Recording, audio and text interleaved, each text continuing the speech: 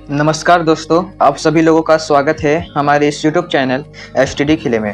तो दोस्तों, आप लोगों ने जैसा कि थंबनेल देख चुका है, आज की इस वीडियो में हम लोग क्लास 12 का बीएमटी कॉमर्स वालों का बीएमटी का जो मॉडल क्वेश्चन पेपर है उसको हल करने वाले हैं। आज की इस वीडियो में हम लोग जितना भी ऑब्जेक्टिव क्वेश्चन रहेगा उसको हल करेंगे और नेक्स्ट वीडियो में सब्जेक्टिव को।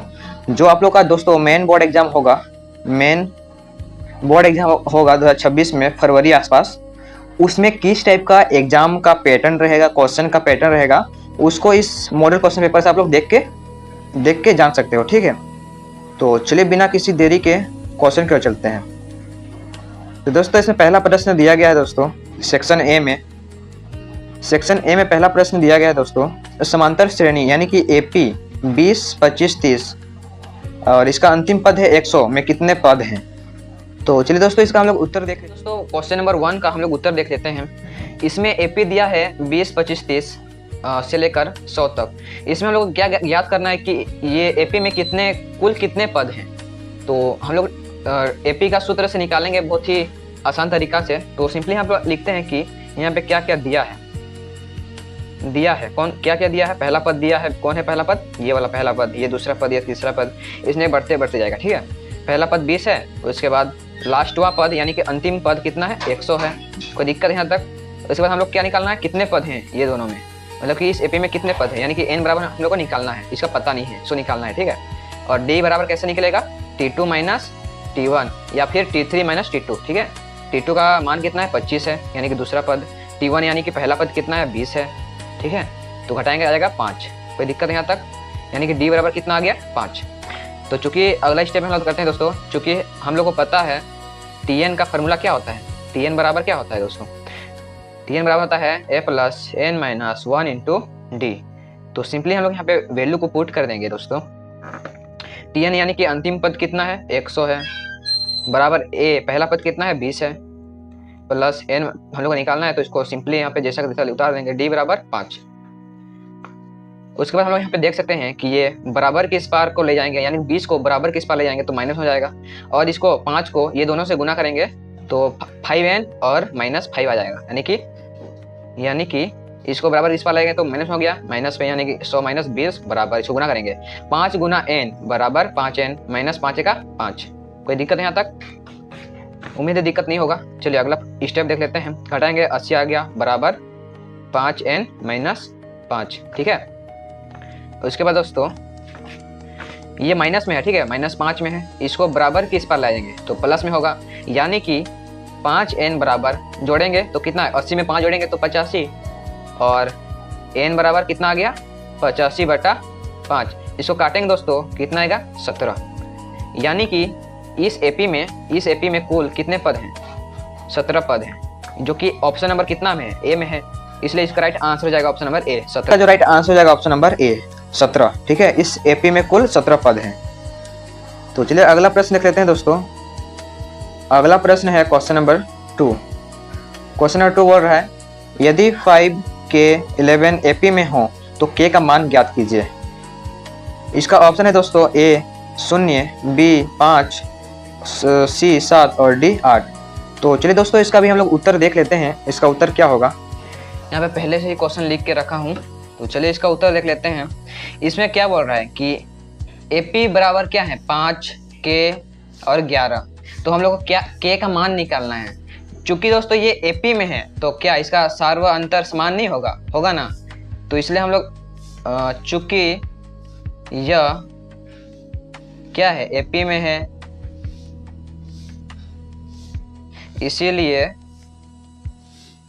इसीलिए जो इसका सार्व अंतर होगा, सबका सार्व अंतर होगा, वो क्या होगा, बराबर होगा।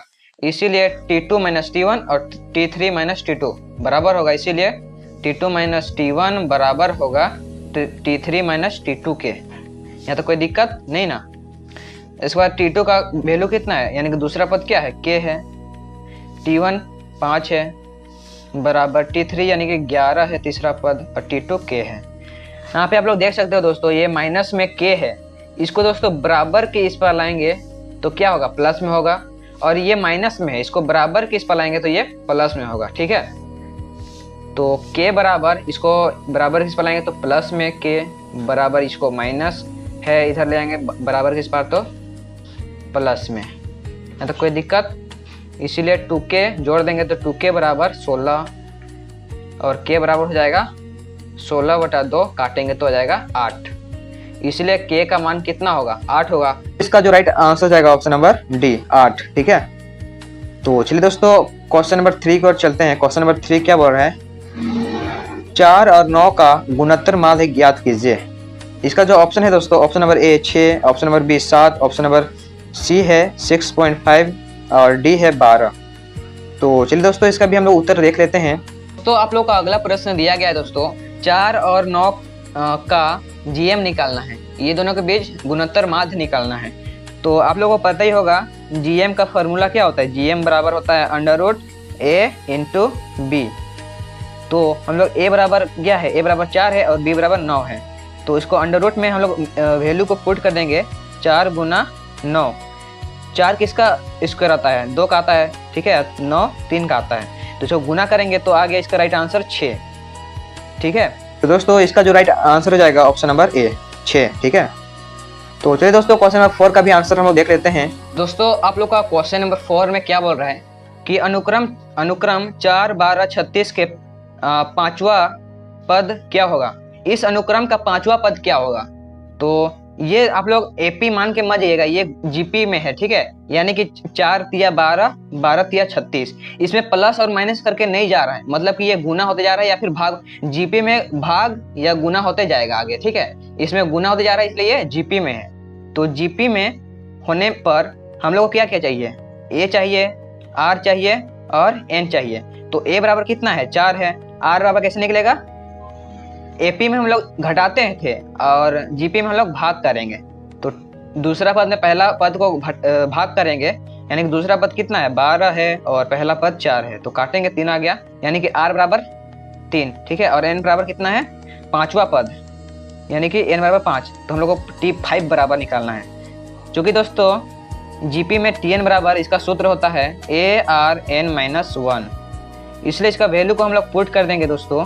तो a बराबर कितना है, 4 है, गुना r बराबर 3 है और n बराबर कितना है, n बराबर 5 है, -1। 4 गुना 3 का पावर कितना, 1 घट गया तो 4, और 4 गुना यहाँ पे 3 का पावर 4, यानी कि 3 गुना 3 गुना 3 गुना 3, 4 बार है तो 3 तिया 9, 3 तिया 9, 9 9 81। जिसको गुना करेंगे दोस्तों तो 4 एका 4, 8 चौके 32। इसीलिए इसका ऑप्शन नंबर कितना हो जाएगा, ए, राइट आंसर। ठीक है,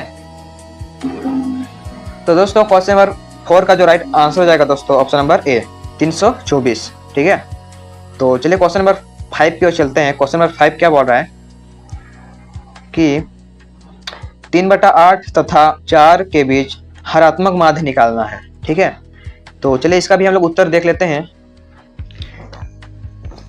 चलिए दोस्तों आप लोग का अगला प्रश्न देख लेते हैं, क्वेश्चन नंबर 5 का आंसर। इसमें हम लोग को निकालना है कि हरात्मक माध्य बराबर क्या होगा। तो आप लोग को पता ही होगा हरात्मक माध्य, इसका सूत्र क्या होता है, 2ab/a + b। तो a का मान है 3/8, b का मान है 4। तो सिंपली हम लोग क्या करना है, वैल्यू को पुट कर देना है। 2 गुना a का मान है 3/8 गुना b का मान है 4, फिर भाग का चिन्ह लगाएंगे। उसके बाद यहाँ पे a का मान कितना है, 3/8 प्लस b 4, 4 का 4, 4 दूना 8, 2 2 गया। तो ऊपर में क्या बचा, ऊपर में बचा दोस्तों 3/1 भागा, इसका एलसीएम क्या होगा, 8 होगा। फिर 8 8 कैंसिल आउट हो गया, इसलिए 3 हो गया।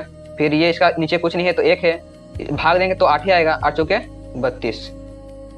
अगला स्टेप, इसको लिख देते हैं जैसा तैसा, इसको भी इसमें जोड़ देंगे, 32 में 3 जोड़ेंगे तो 35 आ गया, और ये नीचे 8। अगला स्टेप 3/1 गुना, मतलब कि ये भाग में है, इसको गुना में बदल रहे हैं, तो नीचे वाला ऊपर हो जाएगा और ऊपर वाला नीचे हो जाएगा। ये नीचे है तो ऊपर आ जाएगा और ये ऊपर है इसलिए नीचे आ जाएगा, या तो कोई दिक्कत। 8 तिया 24 और 35 का 35। ठीक है, तो दोस्तों इसका जो राइट आंसर हो जाएगा ऑप्शन नंबर ए, 24/35। चलिए अगला प्रश्न देख लेते हैं दोस्तों। अगला प्रश्न क्या बोल रहा है कि हरात्मक माध्य कैसे निकाला जाता है। इसमें HM बराबर क्या होता है, इसका फॉर्मूला पूछ रहा है। इसमें पहला ऑप्शन है दोस्तों एच एम बराबर 2ab by A plus B, B है एच एम बराबर under root A B, C है ए प्लस बी बाई 2 और डी है A plus B by 2ab। तो इसका जो राइट आंसर हो जाएगा दोस्तों ऑप्शन नंबर ए। ठीक है, 2ab by A plus B. आप लोग इसको याद कर लीजिएगा, वेरी इंपॉर्टेंट रहेगा एग्जाम के लिए, मेन बोर्ड एग्जाम के लिए। ठीक है, चलिए क्वेश्चन नंबर 7 का हम लोग उत्तर देख लेते हैं। क्वेश्चन नंबर 7 क्या बोल रहा है, 10 कॉम्बिनेशन 6 का मान निकाले। तो चलिए इसका हम लोग उत्तर देख लेते हैं दोस्तों। दोस्तों क्वेश्चन नंबर 7 का हम लोग उत्तर देख लेते हैं।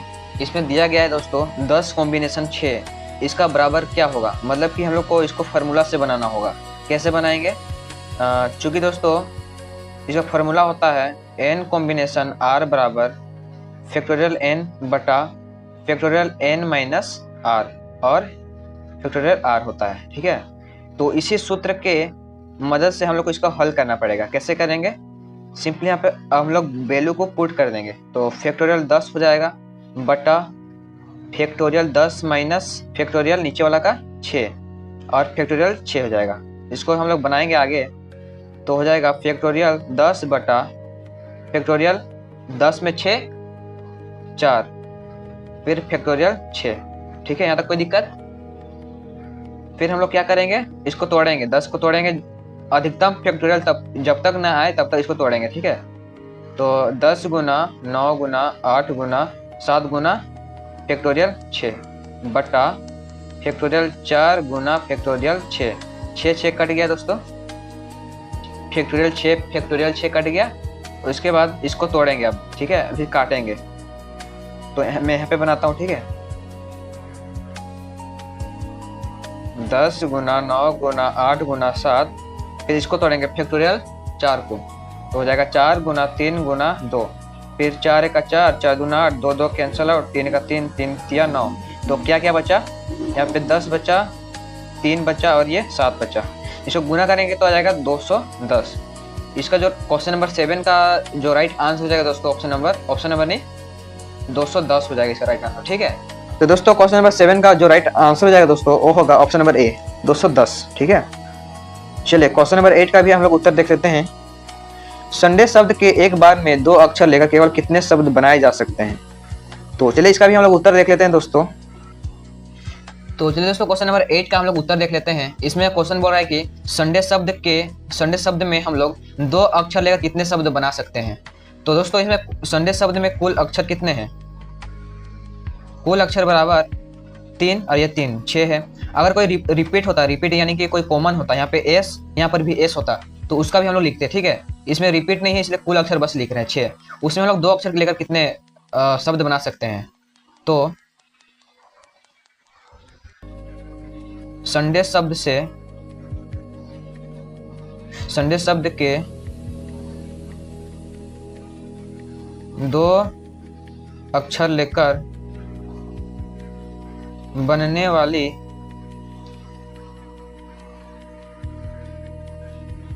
शब्दों की संख्या बराबर 6 परमुटेशन, यहाँ पे 2 अक्षर लेना है इसलिए 2। इसको जब हम लोग इसको हल करेंगे दोस्तों तो हो जाएगा फैक्टोरियल 6 बटा फैक्टोरियल 6 माइनस 2 बराबर फैक्टोरियल 6 भागा फैक्टोरियल 6 में 2 घटाएंगे तो 4 आ जाएगा। ठीक है, इसको जब हम लोग हल करेंगे तो फैक्टोरियल 6 को जब तोड़ेंगे तो 6 गुना 5, उसके बाद ये फैक्टोरियल 4 आ जाएगा। उसके बाद इसको काट देंगे तो आंसर हम लोग को आ रहा है 30। तो क्वेश्चन नंबर 8 का जो सही उत्तर हो जाएगा दोस्तों, क्वेश्चन नंबर 8 का जो सही उत्तर हो जाएगा वो होगा 30। ठीक, इसका जो राइट आंसर हो जाएगा दोस्तों ऑप्शन नंबर बी 30। ठीक है, ये भी वेरी इंपॉर्टेंट रहेगा, इसको भी आप लोग याद कर लीजिएगा। चलिए क्वेश्चन नंबर 9 का हम लोग उत्तर देख लेते हैं। क्वेश्चन नंबर 9 क्या बोल रहा है कि डिटर्मिनेंट 1 a माइनस a बराबर क्या होगा। इसको आप लोग रट लीजिएगा दोस्तों। इसका जो राइट आंसर हो जाएगा ऑप्शन नंबर ए 1। ठीक है, क्वेश्चन नंबर 10 सारणिक का रूप कैसा होता है। वो होता है दोस्तों वर्गाकार। क्वेश्चन नंबर 11 वह मैट्रिक्स जिसमें पंक्ति और स्तंभ एक संख्या बराबर हो। एक मैट्रिक्स जिसमें पंक्तियों और स्तंभों की संख्या बराबर हो वो मैट्रिक्स क्या कहलाता है। उसको बोलते हैं दोस्तों वर्ग मैट्रिक्स। ठीक है, चलिए क्वेश्चन नंबर 12 की ओर चलते हैं। क्वेश्चन नंबर 12 क्या बोल रहे हैं, यदि मैट्रिक्स 1 2 x 3 बराबर है y z 5 3। तो x y तथा z का मान ज्ञात करना है।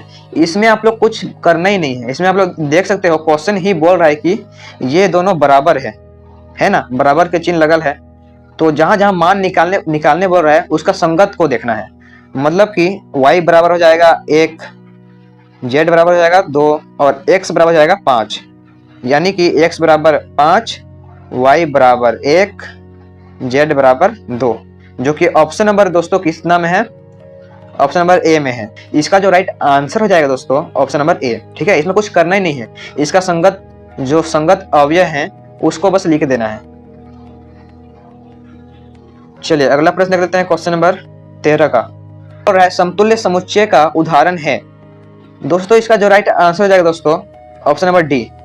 ये तीनों ही एक समतुल्य समुच्चय का उदाहरण है। समतुल्य समुच्चय यानी कि समतुल्य समुच्चय में जो सदस्यों की संख्या होती है, सदस्य नहीं दोस्तों, सदस्यों की संख्या होती है वो बराबर होती है। इसमें 3 सदस्य हैं, इसमें भी 3 सदस्य हैं, इसमें 2 सदस्य, इसमें भी 2 सदस्य, इसमें भी 2 सदस्य, इसमें भी 2 सदस्य। जिस समुच्चय में सदस्यों की संख्या बराबर होती है उसे समतुल्य समुच्चय कहते हैं। ठीक है, इसलिए इसका जो राइट आंसर हो जाएगा दोस्तों ऑप्शन नंबर डी सभी। चलिए क्वेश्चन नंबर 14 का आंसर हम लोग देख लेते हैं दोस्तों। क्वेश्चन नंबर 14 क्या बोल रहा है, यदि सेट ए बी है तो निम्नलिखित में कौन ए का उप समुच्चय है। इसका जो हिंदी क्वेश्चन है दोस्तों वो मिस प्रिंट हो गया है, गलत है। इसका इंग्लिश पढ़िए, if A set A B then which one is not subset. A का जो उप समुच्चय है ए का वो कौन नहीं है इस चारों ऑप्शन में। इसका जो राइट आंसर हो जाएगा दोस्तों ऑप्शन नंबर ए।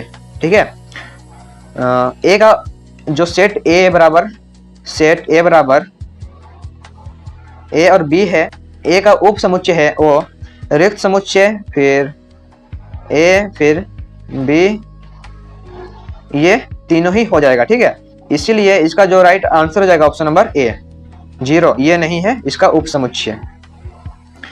तो चलिए दोस्तों क्वेश्चन नंबर 15 का आंसर हम लोग देख लेते हैं। क्वेश्चन नंबर 15 का आंसर क्या होगा, रिक्त स्थानों को भरिए। d/dx into xn।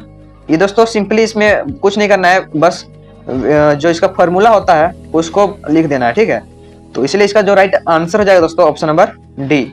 इसको आप लोग रट लीजिएगा, ये फॉर्मूला होता है। ठीक है, चलिए क्वेश्चन नंबर 16 की ओर चलते हैं। क्वेश्चन नंबर 16 क्या बोल रहा है, रिक्त स्थानों को भरिए। तो इसको भी सिंपली इसका भी फॉर्मूला होता है दोस्तों। इसका जो राइट आंसर हो जाएगा दोस्तों ऑप्शन नंबर सी। आप लोग इसको रट लीजिएगा, ये भी फॉर्मूला है, फॉर्मूला बेस्ड क्वेश्चन। 17 नंबर को भी रट लीजिएगा, ये भी फॉर्मूला बेस्ड क्वेश्चन है। इसका जो राइट आंसर हो जाएगा दोस्तों ऑप्शन नंबर बी, 10 का पावर -1 x प्लस कॉन्स्टेंट सी। और 18 का जो राइट आंसर हो जाएगा वो होगा दोस्तों option number C, log x plus constant. चलिए क्वेश्चन नंबर 19 का भी हम लोग उत्तर देख लेते हैं। क्वेश्चन नंबर 19 है, समांतर माध्य की गणना के लिए वर्ग अंतराल होना चाहिए समान। ठीक है, चलिए अगला प्रश्न देख लेते हैं। Question number 20। क्वेश्चन नंबर 20 क्या बोल रहा है कि श्रेणी के व्यक्तिगत अवलोकनों के विचलनों का योग 0 होता है। इसका जो राइट आंसर हो जाएगा दोस्तों ऑप्शन नंबर सी, समांतर माध्य से। चलिए दोस्तों अगला प्रश्न देख लेते हैं। क्वेश्चन नंबर 21 का, माध्यिका की गणना के लिए श्रेणी को व्यवस्थित किया जाता है आरोही क्रम में या अवरोही क्रम में या किसी भी क्रम में या फिर इनमें से कोई नहीं। तो इसका जो राइट आंसर हो जाएगा दोस्तों ऑप्शन नंबर सी, किसी भी क्रम में, यानी कि आरोही में भी कर सकते हो अवरोही में भी कर सकते हो। ठीक है, चलिए क्वेश्चन नंबर 22 का आंसर हम देख लेते हैं कि इन आंकड़ों की माध्यिका होगी। तो चलिए इसका हम लोग उत्तर देख लेते हैं दोस्तों। तो चलिए दोस्तों क्वेश्चन नंबर 12 का हम लोग आंसर देख लेते हैं। इसमें हम लोग को माध्य निकालना है। माध्य निकालने के लिए सबसे पहले हम लोग को इसको जो ये वाला है ना, सबको हम लोग को आरोही या अवरोही क्रम में सजाना है इसको। ठीक है, तो सबसे पहले हम लोग इसमें आरोही क्रम में सजाते हैं। ठीक है, आरोही क्रम मतलब छोटा से बड़ा। तो इसमें सबसे छोटा कौन है, इसमें 25, उसके बाद 25 के बाद आएगा हम लोग का 30, 30 के बाद 32, 32 के बाद 35, 35 के बाद 37, उसके बाद 38, उसके बाद 40 और कोई नहीं छूटा है। ठीक है, इसमें कुल कितने हैं, 1 2 3 4 5 6। इसमें कुल कितने संख्या है दोस्तों? 1 2 3 4 5 6 7। इसमें कुल 7 संख्याएं हैं। m निकालने के लिए दोस्तों n + 1/2 वां पद, तो n कितना है? 1 2 3 4 5 6 7। 7 + 1/2 वां पद। जब इसको हम लोग जोड़ेंगे तो 8 आएगा, ठीक है। 8/2 इसको जब हम लोग काटेंगे तो 2 चौके 8 वां पद। अतः m बराबर चौथा पद कौन है? 1 2 3 4 35। क्वेश्चन नंबर 22 का आंसर हो जाएगा दोस्तों 35, ठीक है। तो दोस्तों इसका जो राइट आंसर हो जाएगा ऑप्शन नंबर सी 35, ठीक है। चलिए अगला प्रश्न देख लेते हैं, क्वेश्चन नंबर 23। यदि वितरण सममित हो तो निम्नलिखित में से कौन सा कथन सही है? इसका जो राइट आंसर हो जाएगा दोस्तों ऑप्शन नंबर ए, माध्य बराबर माध्यक बराबर बहुलक, तीनों एक दूसरे के बराबर होते हैं। Question number 24। 60 70 10 35 45 30 30 20 20 30 का बहुलक क्या है? तो चलिए इसका हम लोग उत्तर देख लेते हैं। दोस्तों आप लोग का अगला प्रश्न है क्वेश्चन नंबर 24। इसमें हम लोग को बहुलक निकालना है, ठीक है। बहुलक निकालना है। बहुलक कैसे निकलता है? व्यक्तिगत श्रेणी में हम लोग को बहुलक निकालने के लिए कौन सबसे ज्यादा बार आया है उसी को लिख देना है बस। तो यहाँ पे हम लोग लिखते हैं दोस्तों 60 कितना बार आया है दोस्तों? 60 आया है 1 बार। 70 कितना बार आया है? 70 आया है दोस्तों 1 बार। उसके बाद 10 कितना बार आया है? 10 भी आया है दोस्तों, 10 भी 1 बार आया है। उसके बाद हम लोग देखते हैं 35। 35 कितना बार आया है? 35 भी 1 बार आया है। उसके बाद 45 को देखते हैं, 45 कितना बार आया है? 1 बार आया है। उसके बाद 30 को देखते हैं, 30 1 2 3 बार आया है। उसके बाद 20 2 बार आया है। तो इसका जो राइट आंसर हो जाएगा दोस्तों ये 30 सबसे ज्यादा आया है। ये सब में सबसे ज्यादा ये आया है, 30 आया है। इसलिए इसका जो राइट आंसर हो जाएगा z बराबर 30, ठीक है। क्वेश्चन नंबर 24 का राइट आंसर हो जाएगा 30, ठीक है। तो दोस्तों इसका जो राइट आंसर हो जाएगा वो होगा ऑप्शन नंबर ए 30। दोस्तों क्वेश्चन नंबर 25 बोल रहा है 4 तथा 64 का गुणोत्तर माध्य निकालें। तो चलिए हम लोग इसका उत्तर देख लेते हैं दोस्तों। और में हम लोग को जीएम निकालना है। जीएम का सूत्र क्या होता है? जीएम बराबर √a/b। सिंपली यहाँ पे वैल्यू को पुट कर देंगे। a बराबर हो जाएगा 4 और b बराबर 64। 4 गुना 64 करेंगे दोस्तों, और 4 किसका स्क्वायर होता है? 2 का स्क्वायर होता है, और 64 8 का। तो इसका जो राइट आंसर हो जाएगा दोस्तों वो हो जाएगा 16, ठीक है। इसका जो राइट आंसर हो जाएगा दोस्तों वो होगा ऑप्शन नंबर ए 16। चलिए अगला प्रश्न देख लेते हैं दोस्तों। क्वेश्चन नंबर 26 बोल रहा है 2 और -6 का गुणोत्तर माध्य क्या होगा? तो चलिए इसका भी हम लोग उत्तर देख लेते हैं। क्वेश्चन नंबर 26 में भी दोस्तों जीएम निकालना है, गुणोत्तर माध्य यानी कि ज्योमेट्रिक मीन निकालना है। कैसे निकलेगा? सेम प्रोसेस इसी जैसा, ठीक है। जीएम बराबर √ab। उसके बाद a कितना है? 2 है, फिर -6 है। 2 गुना -6, इसको हम लोग गुना करेंगे तो जाएगा -12। इसका जो राइट आंसर हो जाएगा दोस्तों वो होगा डी, कोई नहीं, नॉन ऑफ दिस, ठीक है। चलिए क्वेश्चन नंबर 27 का आंसर हम देख लेते हैं। औसत चाल निम्नलिखित में से ज्ञात किया जा सकता है। औसत चाल हरात्मक माध्य की सहायता से ज्ञात कर सकते हैं। Question number 28। उपनति दर्शाता है दीर्घकालीन प्रवृत्ति के केवल बढ़ने, केवल घटने, बढ़ने और घटने दोनों, या इनमें से कोई नहीं। तो इसका जो राइट आंसर हो जाएगा दोस्तों वो होगा ऑप्शन नंबर सी, बढ़ने तथा घटने दोनों को बताता है उपनति यानी दीर्घकालीन प्रवृत्ति। Question number 29। एक पासे को फेंकने पर विषम संख्या आने की प्रायिकता क्या है? एक पासे में क्या क्या होते हैं दोस्तों? 1 होता है, 2 होता है, 3 होता है, 4 होता है, 5 होता है और 6 होता है। तो इसमें बोल रहा है कि विषम संख्या आने की प्रायिकता क्या है? पहला विषम संख्या 1 है, दूसरा 3 है, तीसरा है 5। यानी कि एक पासे में कुल विषम संख्या कितनी है? 3 है, ठीक है। 3 है कुल विषम संख्या। कुल विषम संख्या कितनी है? 3 है। और टोटल कितना है दोस्तों? 1 2 3 4 5 6। इसको जब हम लोग भाग दे देंगे तो दोस्तों भाग देंगे तो 3 × 3 3 दूना 6। इसका जो उत्तर आया है वो 1/2। यानी कि एक पासे को फेंकने पर विषम संख्या आने की प्रायिकता क्या है? 1/2, ठीक है। चलिए क्वेश्चन नंबर 30 का हम लोग उत्तर देख लेते हैं। क्वेश्चन नंबर 30 में बोल रहा है अंतर्गणन तथा बाह्य गणन की रीति है। इसका जो राइट आंसर हो जाएगा दोस्तों ऑप्शन नंबर सी, दोनों ए और बी, यानी कि बिंदु रेखीय रीति और बीज गणितीय रीति दोनों है। तो दोस्तों आज की इस वीडियो में हम लोग ऑब्जेक्टिव को इतना ही करेंगे। सब्जेक्टिव के लिए नेक्स्ट वीडियो आएगा, तब तक के लिए आप लोग इंतजार कीजिए, ठीक है। और अभी तक वीडियो को लाइक और सब्सक्राइब नहीं किए हैं तो वीडियो को लाइक करके अपने दोस्तों के पास जरूर शेयर कर लीजिएगा। और अभी तक आप लोग डाउनलोड नहीं किए हो मॉडल क्वेश्चन पेपर, तो मैं व्हाट्सअप चैनल में डाल दिया हूँ, वहाँ से आप लोग डाउनलोड कर सकते हो। उसका लिंक मिलेगा व्हाट्सअप चैनल का डिस्क्रिप्शन में। तो चलिए मिलते हैं किसी नेक्स्ट वीडियो में, तब तक के लिए बाय बाय।